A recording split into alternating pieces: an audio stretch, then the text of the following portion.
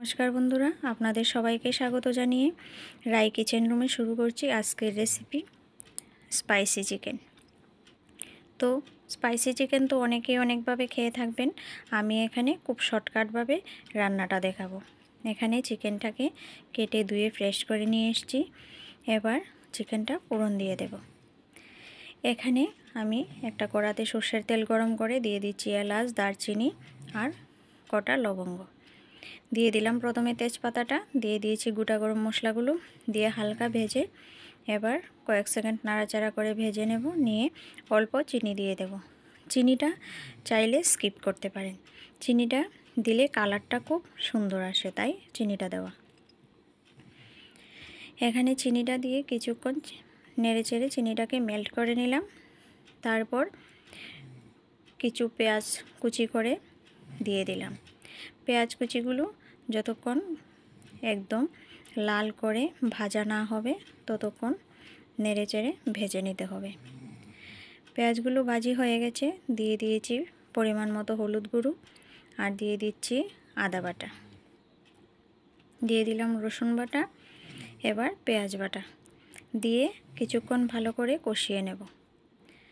আমি এখানে মিডিয়াম আঁচে হালকা করে কষে নিচ্ছি। তারপর দিয়ে দিলাম জিরে বাটা, ধনে বাটা। মশলাটাও খুব অল্প লাগে এই রেসিপিটাতে। এবার দিয়ে দিচ্ছি কাঁচা লঙ্কা বাটা। এখানে আমি কাঁচা লঙ্কাই ইউজ করছি, কারণ স্পাইসি চিকেনে কাঁচা লঙ্কাটাই ভালো যায়।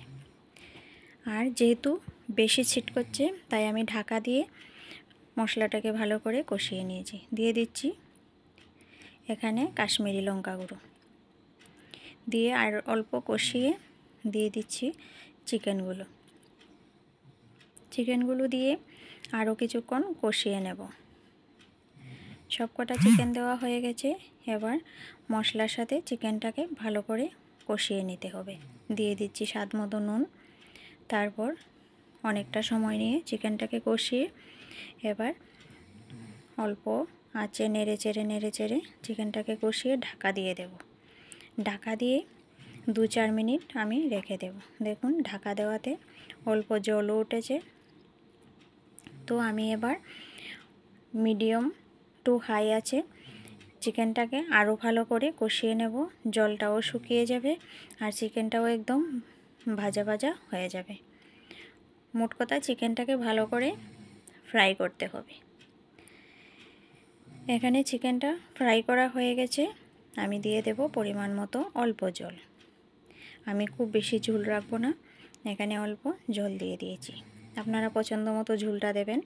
দিয়ে দিলাম গরম মশলা গুঁড়ো। প্রায় 4 থেকে 5 মিনিট ফুটিয়ে গরম মশলা দিয়ে তারপর চিকেনটা আমি নামিয়ে নিয়েছি।